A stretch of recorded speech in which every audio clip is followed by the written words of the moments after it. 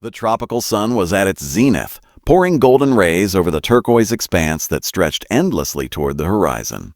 The dock, built from weathered planks, jutted bravely into the crystalline waters, its edges warmed and faded by countless days of sunlight and salted breezes. Seagulls circled lazily overhead, their fleeting shadows briefly intersecting the tension unfolding below. At the heart of this tableau stood a woman, her poise immaculate. Dressed in a tailored white suit, the crispness of her skirt and blazer was in sharp contrast to the organic chaos of the sea behind her. Her heels tapped purposefully against the planks, every movement betraying a command of both the situation and herself. Her posture was assertive, arm outstretched, one finger pointing decisively toward the man before her. The sunlight caught the edge of her profile, illuminating a face set not in anger, but the cool focus of authority. Her hair, chestnut waves tamed by the gentle breeze, framed her expression with a sense of both strength and style.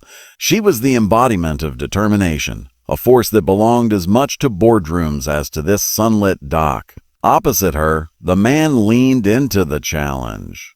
His hands gripped a heavy iron chain, muscles flexed beneath a beige blazer. Though his attire spoke of business and sophistication, his stance was primal, a blend of resistance and resolve, as he anchored the chain, struggling against a weight both literal and metaphorical. His gaze was hidden by the angle, but every line of his body told a story of effort, contention, and unwavering defiance. He wore navy trousers and a striped shirt, the patterns interrupted where the jacket gaped beneath the strain. Between them, the chain traced a physical connection. It was taut, linking the man to the dock and, more significantly, to the blue boat floating serenely in the sun-kissed surf. The chain glinted beneath the sun's scrutiny, its weight real, its significance layered. Was he keeping the boat from escaping or simply preventing it from succumbing to the pull of the open sea? Was she urging him to release it, or perhaps to hold tighter? The narrative bent and twisted in the observer's imagination, shaped by the actor's every gesture.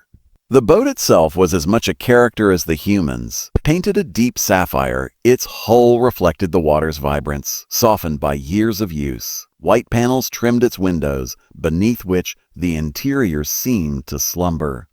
The boat bobbed gently, subject to forces beyond its control, waiting for resolution between the dock-bound pair.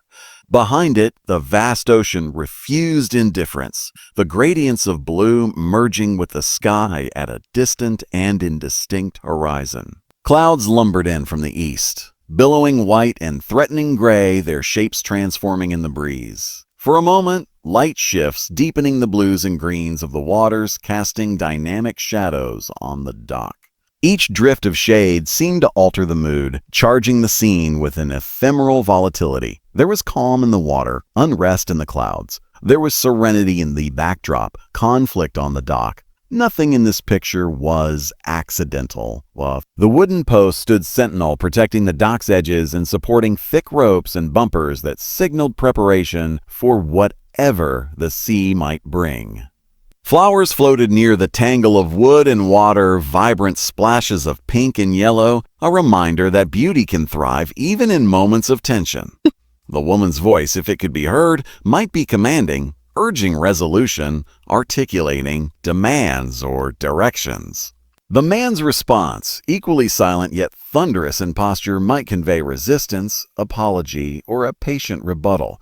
The air between them was thick with possibility. Were they adversaries in a business venture gone awry, colleagues wrestling with logistics, or partners at an emotional crossroads?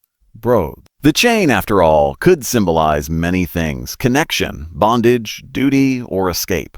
To witness this scene was to sense a story at its climax. Perhaps moments earlier the dock had been a place of gentle conversation and laughter.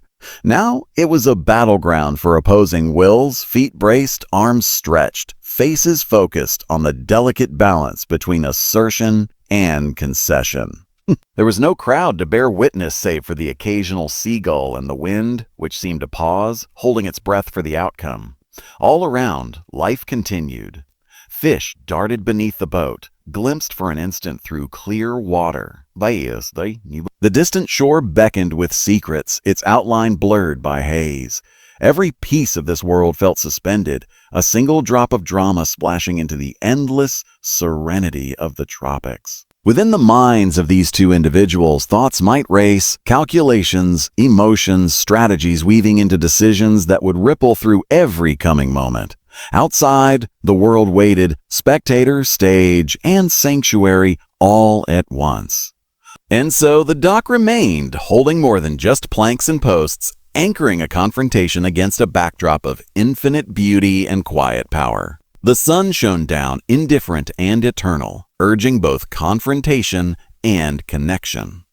The boat floated, unsure of its destiny, the chain refusing to break. This image, this scene, charged with drama and possibility, speaks to the viewer of tension, of decision, of the thin boundary between freedom and responsibility, independence and connection. It is both fleeting and timeless.